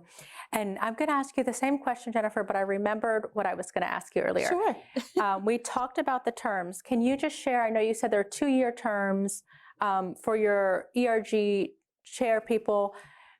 Can they repeat a term?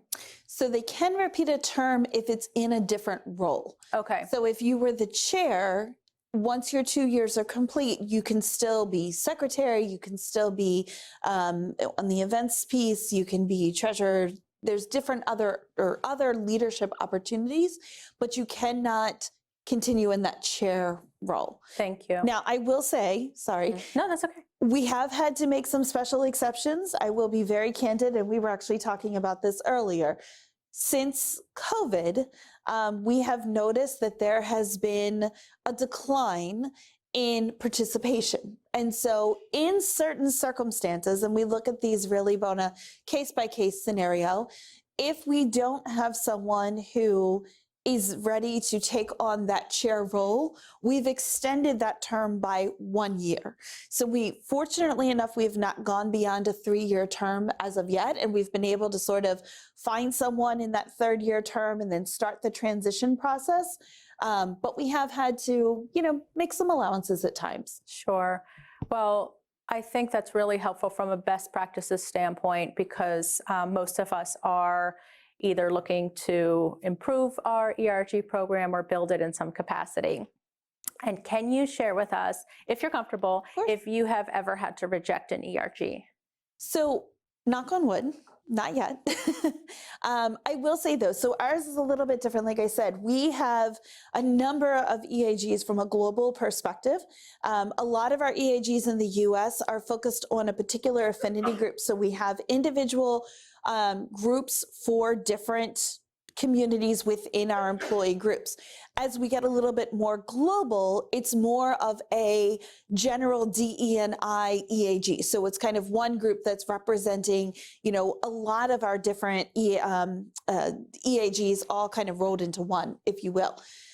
So I will speak more from a US perspective, because that's where we really have a lot of our employees coming forward and saying, I'd like to start an EAG for this. Because of the criteria that we've had in place, we've been very fortunate that anyone who's come forward has had an executive sponsor that is willing to, be affiliated with this particular group. There's usually a group of individuals that they've already have talked to that said, I want in on this. There's one in particular that we have recently has been proposed to us, and that is to take a look at it from a religious perspective. That's definitely something new for McCormick. It's a space that we've never have gone into before. They're actually going to present to the Global DE&I Council before the end of the year. It's going to go under talks, and then, again, we'll be able to do that pilot. Now, anytime we do pilot a new EAG, we don't present that budget initially. It's more once it's up and running and we see about that 6 months in, then we'll be able to present the budget. Thank you so much, Jennifer, Other, your expert advice. This has been incredibly insightful. Thank you. Thank you so much, Erica, Jennifer, and Other. Next, we are going to turn it over to AJ Jorgensen, Vice President of Strategic Engagement and Inclusion with the Manufacturing Institute, for our executive panel. Let's hear from those at the forefront of efforts to increase diversity and inclusion, and learn from their experiences and gain insights on how you can get involved. Please welcome Dennis Jones with Merck, David DJ Johnson with Honeywell, and Selena Coachman with Armstrong World Industries, along with AJ Jorgensen, my wonderful colleague, who will be moderating this panel discussion.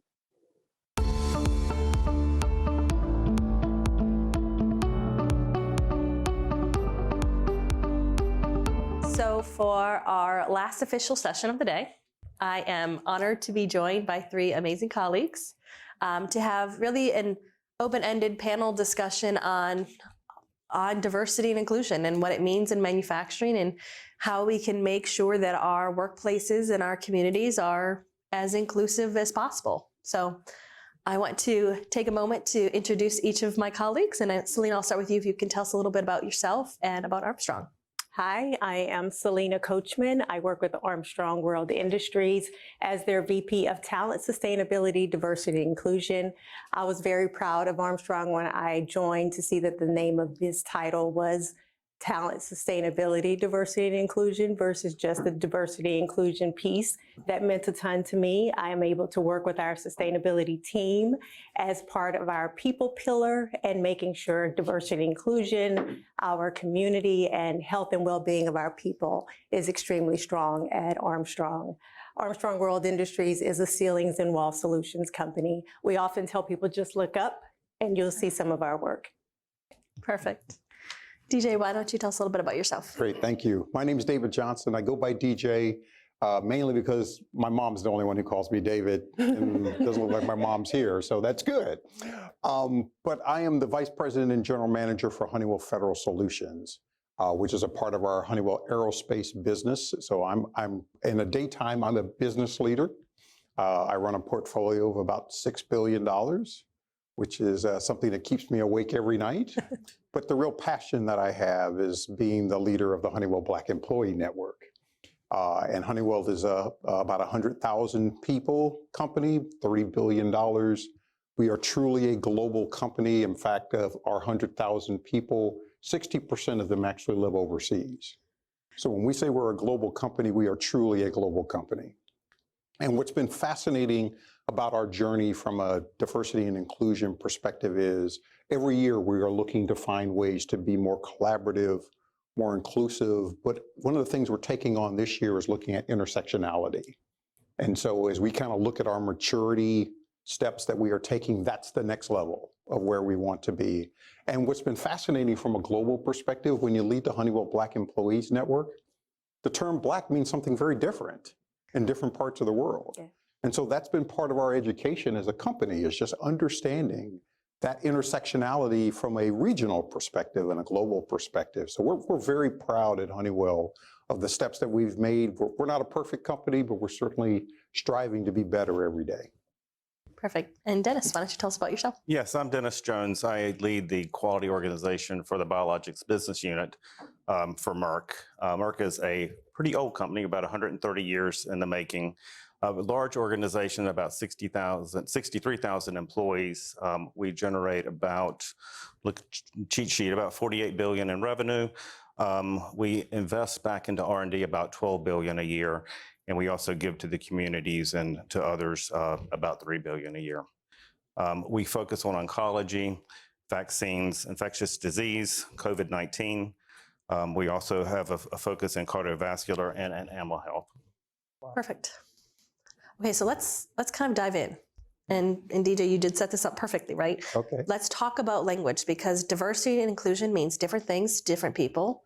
So what does it mean to you and to your companies, and what is an inclusive mindset? You might want to start first? I'll jump in first. So it's interesting that our language evolves.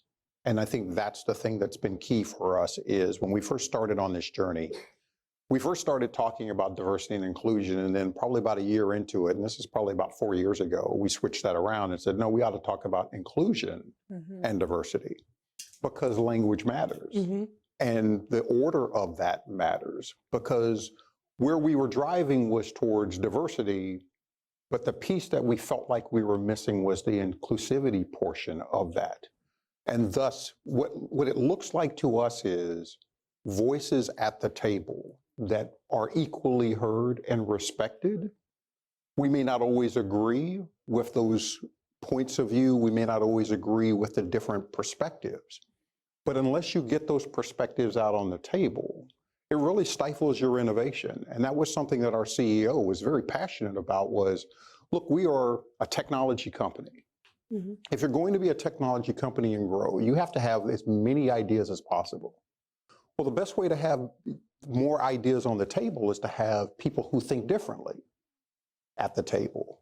And so that's our vision of what we see is when we look around the table, we see different perspectives, different innovative thoughts, different ideas, different approaches. And that's what makes not only a stronger Honeywell, but it makes an innovative Honeywell that's generating and constantly generating ideas. Mhm. Following DJ makes you want to have gone first because he says what you want to say. So ditto. You did. So ditto to that. That is it. I mean, also being a company where innovation is very strong, that is the key thing, right? Making sure that the diversity of thought is top of the table. We also want to make sure that who's at that table matters, right? Whether it's our women, our diverse group of minorities, our traditional white and black and white males, excuse me. We want everyone there, right? We want the disabled persons. We want to make sure veterans are at the table. You know, who is represented up? It is very important to Armstrong. Additionally, included and belonging matters so much. That sense of belonging is something that we've tuned in this past year on, and through taking a lot of surveys and talking personally with our plant managers, how do people feel when they come to work matters so much in their productivity. So taking that into mind when we think of the diversity and inclusion of Armstrong has been very important to us. Yeah, and I think for us, we had a pretty good journey on inclusion. So we had done work earlier on that, but the world has changed since we started that work. And when we think about COVID and the way the workplace changed, I think it was a good learning for us at Merck to say, what does that look like now? How do our colleagues feel with a hybrid workplace? And how do we make sure they continue to feel included? And it's just never stationary. The world is changing around us. So as we think we have hit a mark, new things happen. I can tell you I've only been with the company a year, and I'm really pleased with the courage the organization has. They're willing to put things out that really make you think, and they're available to everyone. So you go to our website, our internal website, and there's tools around inclusion. What does that look like? And some of these, I must admit, I was shocked and pleasantly shocked. You know, it's hard for companies to shock you, but after you've been doing this for a long time, it was a good shock that we really do want to connect. I love that. Yeah. So, Dennis, you just said that you think that the inclusion piece being started and that there's been some success at Merck. What would you consider to be a top, best practice to creating that workplace that you found? We started with some behaviors. So it's mindset and behavior driven. We did that from a manufacturing standpoint. I think, again, not been there that long. So as I pieced together the story of the organization, we may have taken a leadership role in manufacturing as, how do we make sure our plants are the most inclusive environments that we can be in? We actually our plants are located in very competitive markets. So just being a pharma company when everyone around you as a pharma company is not going to make people want to work with you, right? You have to be extremely competitive. So I think we saw that as a competitive advantage to make sure people felt included in the workplace. So it was mindset and behavior. And it was a good way of getting everyone to have a common language and to see what that looks like. And now I think it's the time for us to take the next step change to say, let's look at the greater Merck opportunity. I love that. DJ, Selena, you have best practice that you'd love to share? Yeah, and I'm not certain if it's best practice per se, but one thing that we have learned or that I am learning is that the practice at one location may not be the best practice at the next, right? Because with plants, they create their own cultures within the culture of your company. So do we want the same theme of those cultures to be the same? Yes, we do. So how do we make that resonate has been the goal of the last couple of years that I've been a part of Armstrong Industries. So I think if I'd say best practice, it would be that, right? Seeing where you can model the best behaviors and carrying that message, making sure that it's through your corp comm, through your local communities, through advertising of your business. How do we reflect that? I guess I would take a little bit different approach from a best practice perspective. I think what has been important for us at Honeywell is policy. You can have a lot of well intentions about, hey, we'd like to do this, we want to do this type of practice. But one of the conversations we had with our CEO about 3 years ago was policy is really what changes a culture. And so when you put policies in place that drive the kind of culture that you want, I think that that becomes really important within an organization. And then the second part of that is metrics and measuring outcomes. Well, we commonly say at Honeywell, if you can measure it, you can achieve it. And so we have metrics on everything. And so when we were looking at this 2 or 3 years ago, and we said, well, we measure everything within manufacturing. You know, there's not a piece of equipment that doesn't come in our door that we haven't measured in some type of way, whether it's quality, whether it's on-time delivery, how it's being produced, how it flows through the factory. We measure everything. So why don't we measure the I&D portion of what we're doing? If that's truly a part of our DNA, and I'm glad you talked about courage, because it does take courage within a company to step out and say, well, we're going to measure these parts too. And so that's where we've been trying to, from a best practices perspective, is to really look at what are the policy things that we should change and what are the things that we should measure in this area. I think you're stealing my script. Because my next question is exactly I didn't look at that. the script, I promise. Which is, when we talk about D&I, that is one of the questions, is how do we make sure that we're having a real impact, right? How are you measuring? What are the metrics beyond counting persons? How are we actually making sure there's a KPI associated that we can measure? I think we look at KPIs as leading and lagging indicators, and the one that you just mentioned are lagging, right? You've already done it, so this is where you are. Some of the things we do from a leading indicator standpoint is to make sure we have diverse candidate pool, right? So if you don't have a diverse candidate pool, you won't have a diverse candidate. Kind of makes sense. We even take it one step further, which again, I was really pleased when I got to the organization to see, we have a diverse interview panel, right? So we try to make sure that both sides are of a diverse pool of people. So we do those things that are, and we measure that. Or how many of these levels do we have that we've met the target of a diverse candidate slate and then also a diverse pool? So we like to measure things too in the pharma industry. So we have metrics around many different topics and pillars to make sure that we are reaching the goal. We also do glint surveys. So there's a lot of survey results that we get back from the broad audience. So that there's definitely questions around whether or not we're moving the needle on that. Same. We are definitely, if it's not measurable, it doesn't exist at Armstrong, basically, or if it's not in a very long PowerPoint, one or the other, right? So even so with our D&I efforts, and I like to also intertwine our community efforts with that because it is a huge part of our diversity and inclusion efforts. We want to make sure the impact is measurable. We are also in big efforts with our digitalization at the company. So intertwining that with diversity and inclusion has been very important, making sure that we have a platform that's available for all users, not just our corporate users, has been very important for us. So we incorporated something that on their digital devices, you can feel inclusion, so to speak, through your employee resource groups, your engagement from community events, volunteering, giving, everything. We want it at the tip of your fingers.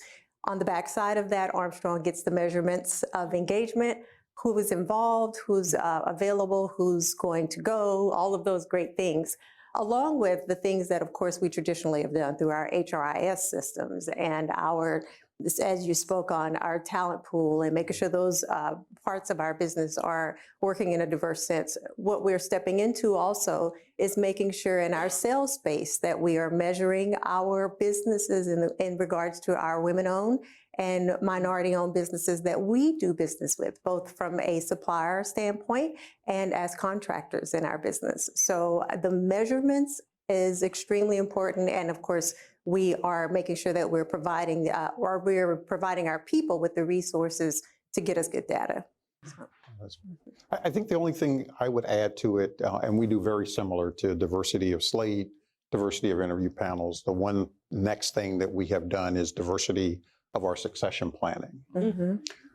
Because one of the things we find very clear is, especially within Honeywell, is our succession planning is really a part of our quarterly process. We review people in succession plan and whether they're ready now, whether they're 1 to 3 years away, whether they're 3 to 5 years away, what are their development plans to get them to be a ready now candidate.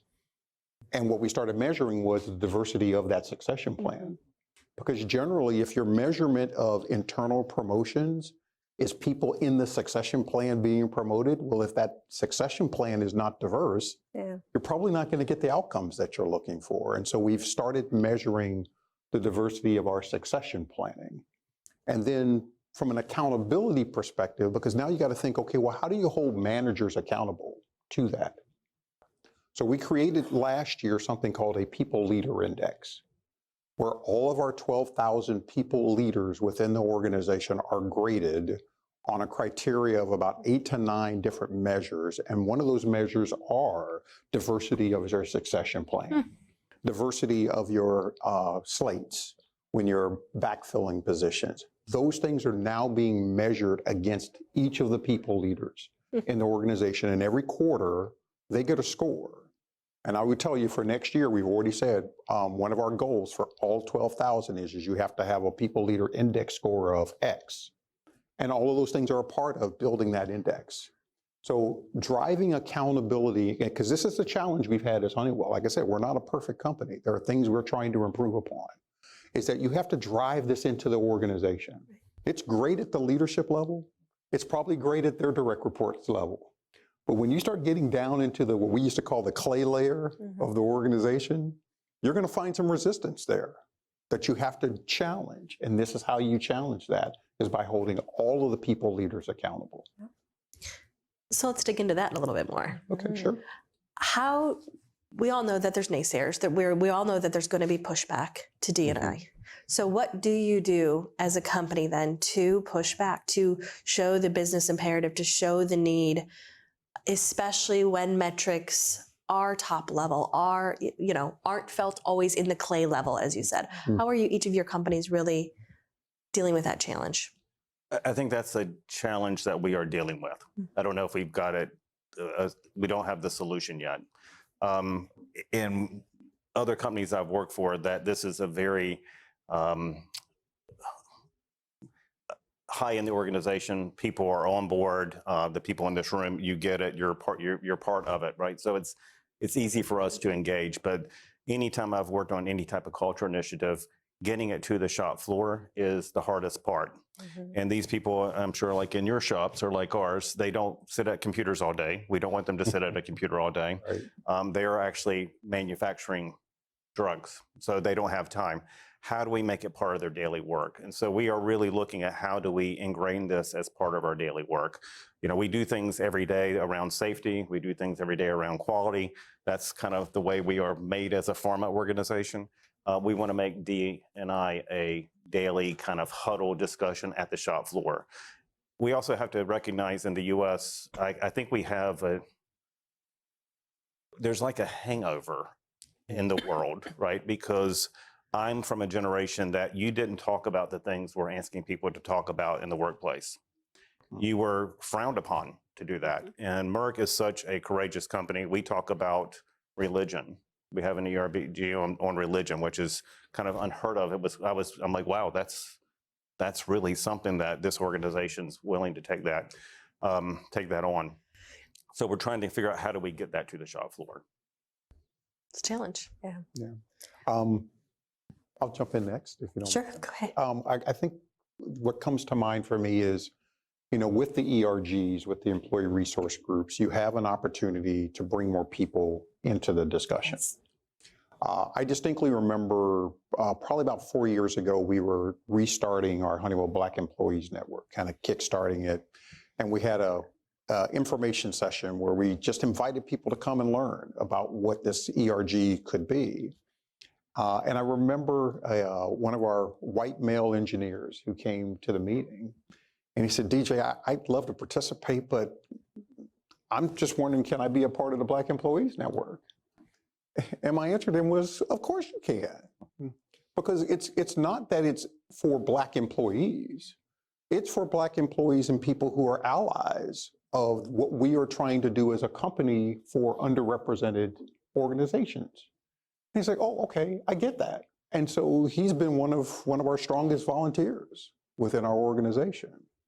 And so I think when you couch it in those terms, that we are looking to expand the pool of people that work in our company, I think that gives us an opportunity to have that kind of dialogue. And we commonly we talk about fishing in the same waters. Mhm. You know, if all you ever fish in one pond is for trout, that's all you're ever going to catch. Mhm. And at some point, you're going to run out of trout. Okay, well, what do you have to do to get different types of fish? Well, that means you have to fill the pond with different types of fish. Yeah. And so that's where we talk at the shop floor level about you look around and the number of positions that you haven't been able to fill because you keep going to the same pond to fill those positions. How about fishing in some different ponds and finding high quality people in those ponds? And that's how we've been able to try to engage that larger discussion below the clay layer about this is how we build our team, is a more diverse, expansive team.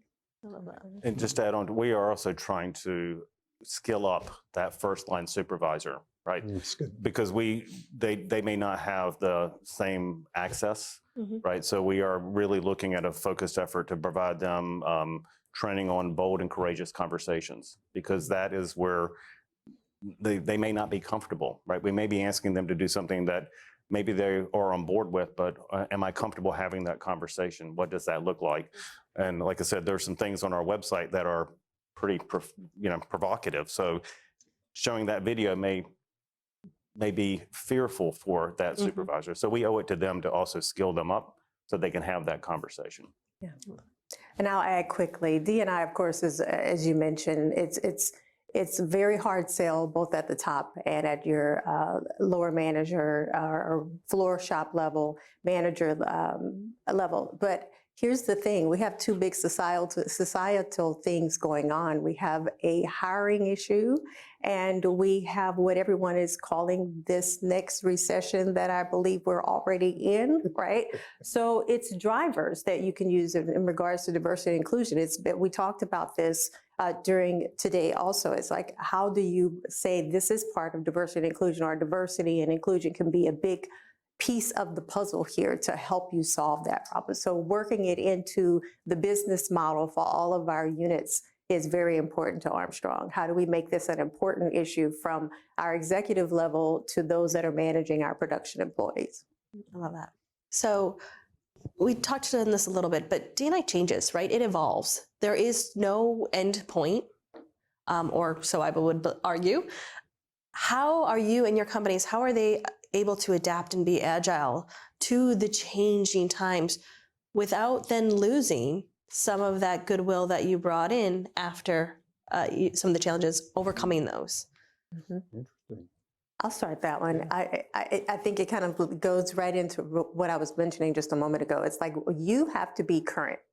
You know, staying current with what's happening is extremely important, whether it's through your peers and colleagues, seeing what's happening at other companies, making sure you're engaged and tapped into the different business units with your business partners, your executives that are leads over those particular groups. You have to stay ahead versus behind. I remember our team members that interviewed me to come on board for this position said, we need someone that night and day, 24/7, they're thinking about these issues. And so, well, you have the right person.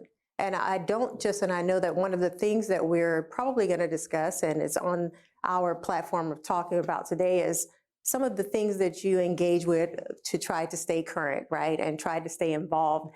I think that that's on the top of the list every day. After I do my own things to balance Selena, it's how do I balance the day for this job, right? How do I make sure that I'm ahead? And if we have to curb into something else, then let's go another direction. Listening to the people is a huge piece of that, right? It's like, what do they want? What is the ask? What do you see organically changing within your organization that you actually need to flow with versus having an agenda that's D&I and it's not necessarily working at your company? Mm-hmm. I'll tag on to something Dennis said earlier about using the Glint survey. Mm-hmm. That's something that Honeywell Yes. has been using, and we do a glint survey of the entire company twice a year. And the managers are challenged to have their focus areas of where they're going to improve. And again, it all goes back into that people leader index, so they know they're being graded on it. But, one of the things I think that was really important for us is 4 years ago, we had one person in the company who was full-time working I&D.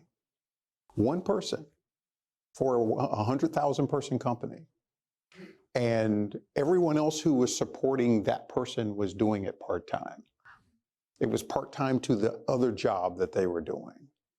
And I've always been, it's always been common with me, if you want part-time results, just use part-time people, and that's what you'll get.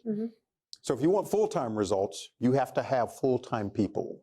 And so now we have 5 people who are 100% dedicated to I&D.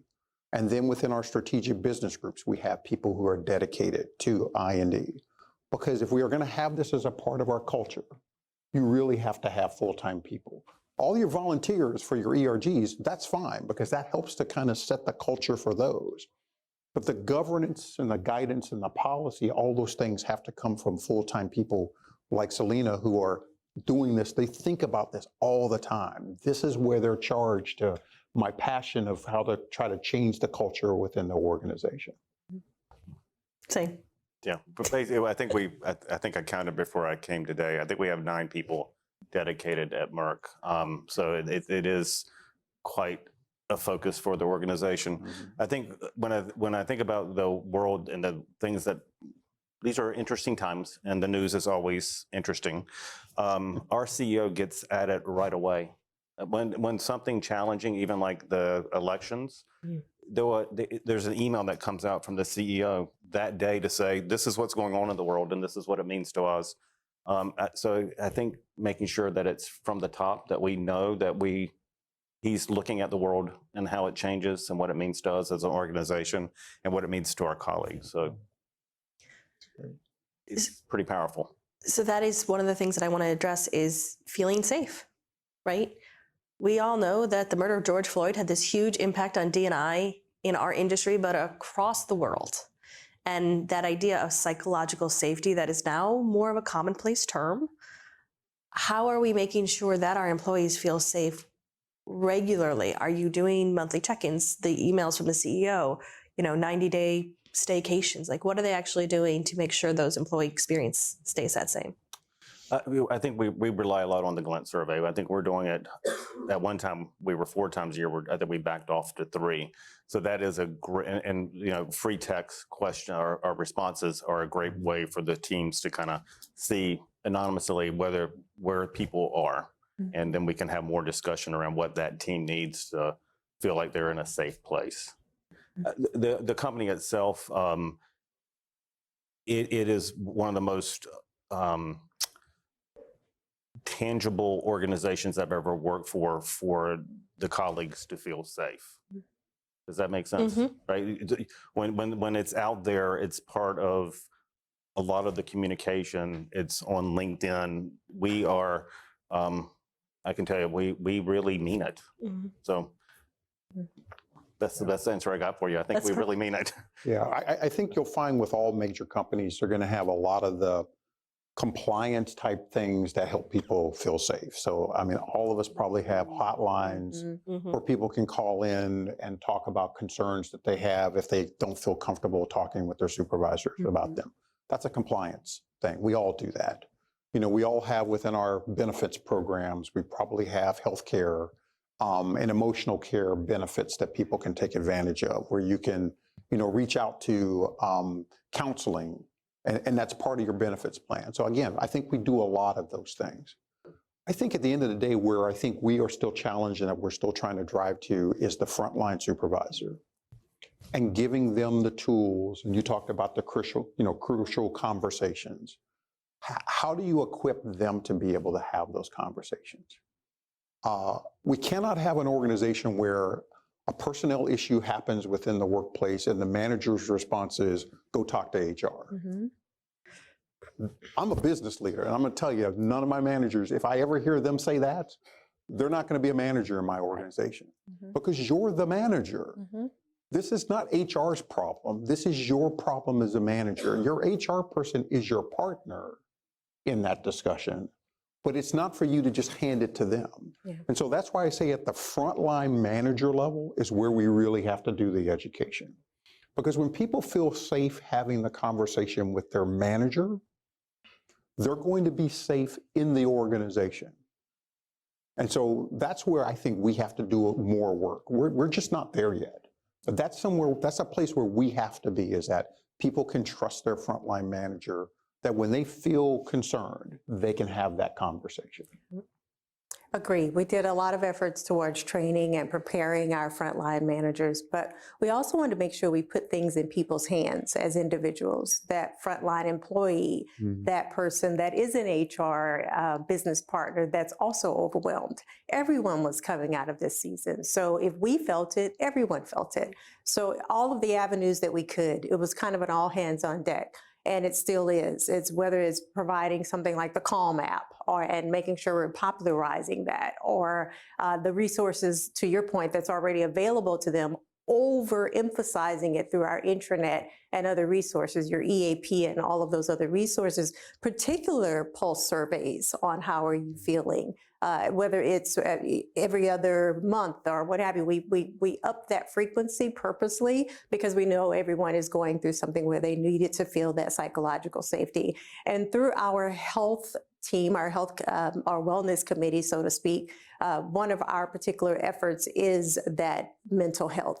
So we have different types of webinars and lunch and learns and ways that we can make sure that we're embracing people's needs. We use our ERGs, particularly our women's ERG, because during this season coming out of COVID, there was a lot of people that became caregivers for their elderly parents, or now they're caregivers for children. They don't feel safe to go into public schools anymore, what have you. So we wanted to think about the different needs, and we wanted to reach out to those ERGs to see how they could support helping us to help the employees.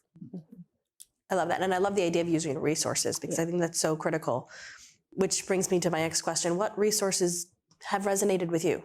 What do you really, whether it be trainings or books, or what resources do you think would be beneficial to other manufacturers? But I also think specifically like smaller manufacturers, right? Who often, we talked about this a little bit, but they don't have 9 people in a D&I field, right? They maybe have a part-time because it's the HR person who's responsible for all of it. Mm-hmm. Is there anything that jumps out to you that you would share as a resource?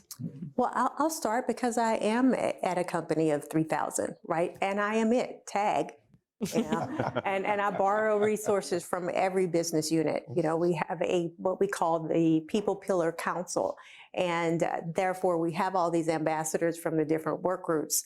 However, to make sure that they feel empowered, I have to stay on top of things, right? And I feed the information and advise that they either read books or make sure that they have participation in Manufacturing Institute information and our McKinsey and Gartner and different things that I have access to, and pull all of these benchmarking and surveys and things that they could do the same to start sparking different ideas. Because as we talked about earlier, the diversity of thought, period, helps us grow. So if I don't have those team members and the ERGs to help us progress this and see what the people need more, then what use is it, right? So making sure whatever resources I have is also given to the employee resource groups, to the council, is always helpful. I read a lot of diversity books, but I also read a lot of period books also, and I recommend that to a lot of people just so they can understand people in history a bit better. So I recommend that to people often too. I would tell you from a resourcing perspective, probably the greatest resource that we have are our employees. Mm-hmm. I tell you, they are amazing when you unleash them. Yes. When you let them know that, hey, we support what you want to do, just tell us what you want to do. Yeah. And they come up with amazing ideas, and they're willing to put the work in. And then they like to be recognized for the work that they do as well. But they're the greatest resource. But the challenge is if they don't feel safe doing it or being engaged, then they won't. And so I would just advise people, unleash your employees. Mm-hmm. Let them show you what are the things that they're interested in doing that are driving inclusion within your organization. And I think you'll be pleasantly surprised is what they come back with. Anything to add, Dennis? Probably, I'm going to take a little different approach to the answer. We have a lot of resources, and we have some of the best I have seen in the industry. I think the watch out is not to saturate the employees. Yeah. Because there's only so much that they can take in. Mhm. And we get very excited in the organization, and we have different things we want to launch. I just know, these people on the shop floor, and those are the ones that we want to really engage. We don't rush it. Pick whatever you think is going to give you the biggest bang for the buck, and that's going to be different. It could be different at different sites, but let that really bake into the organization and make it a way of working. If you think you're going to move an organization in a month, you're not. Right. It's going to be a year. So as I'm involved in the teams here, I'm like, okay, let's make sure that we really get this to be part of our language, that whatever module we pick, we stay with it long enough that it becomes part of the way we work. Mhm. Perfect. That's good. Checking the box is not going to change That's the right. culture. It's not going to do enough. No, I'm not. But I do have one final question, which is, what advice would you give to a manufacturer who is just starting? As we know, the vast majority of manufacturers are, right? We're somewhere early on in that journey. What advice would you give to them? We were talking about this earlier at my table, and I believe one of the biggest things I would say is meet your people where they are already and praise the good work. Because oftentimes companies are believing that they're doing an effort. So find out what those efforts are and then expound upon those first, and then take the opportunity to grow it. But meet people where they are first, praise them for good work if it's already being done, and then come in with some type of organization and strategy for that. And it's okay to start small. Mm-hmm. Once you, and Dennis talked about, and Selena touched on it as well, you can start small. And then when you build that foundation, you can grow it from there. You can scale it. Yeah. One of the things we always, when we're doing ERGs, and we're now up to 9 ERGs within our organization. And every time we launch a new one, it's the same process. It's, getting the session where there's an interest. Let's get an interest session. Let's bring people in, talk to them. Let's see what they're interested in. And then once we do that, then we sit down and we put some time into a charter. And what are some of the objectives that you'd like to achieve? And then start with something small, by just getting a battle rhythm of meetings, getting those on the calendar and getting people to actually meet and talk about things they would like to do. And now you can kind of move towards, let's have an event. You see how you just start small and then you just kind of keep building on that. And then the next thing you know, you got 9 ERGs, and we'll probably have our 10th one sometime next year, because we just added, and you'll be surprised at this. So we have a Black Employees Network, women, Asian, LGBTQ, the whole litany. What we just launched was an experienced employee network, which I thought was kind of fascinating when we first started talking about it.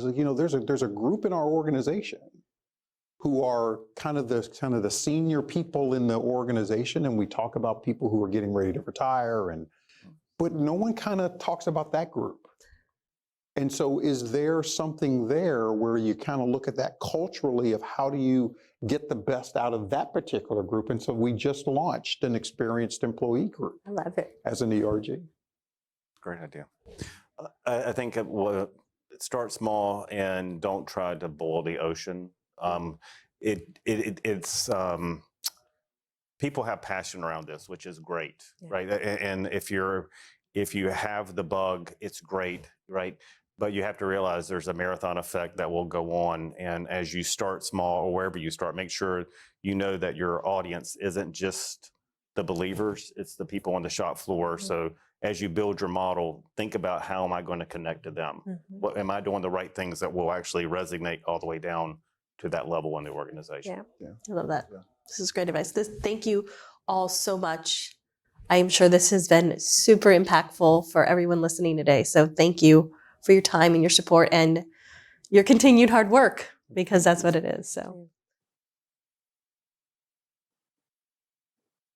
Thank you to AJ and our wonderful executive panel for a great discussion to wrap up our 3rd annual D&I Summit. We first want to thank all of our panelists, speakers, and experts who shared their expertise, insight, and experience with us today. Your knowledge is really valuable as we strive to make our industry and world a more diverse and equitable place. I'd like to wrap up by offering a GPS or roadmap for the audience on opportunities to engage and deepen your knowledge in 2023. It's imperative that manufacturers take real action. As Carolyn and the executive panel mentioned, it can be having courageous conversations, launching an ERG as we spoke about earlier, creating D&I goals for underrepresented groups. In this industry, we make all sorts of things, and together we can also make a brighter future. In the coming year, we're going to hear directly from manufacturers in our continued D&I Roundtable series. We'll also continue to develop tangible case studies and resources that can be implemented. We always welcome direct feedback, requests on topics, as well as your continued engagement as panelists, sharing best practices that you've implemented at your facility.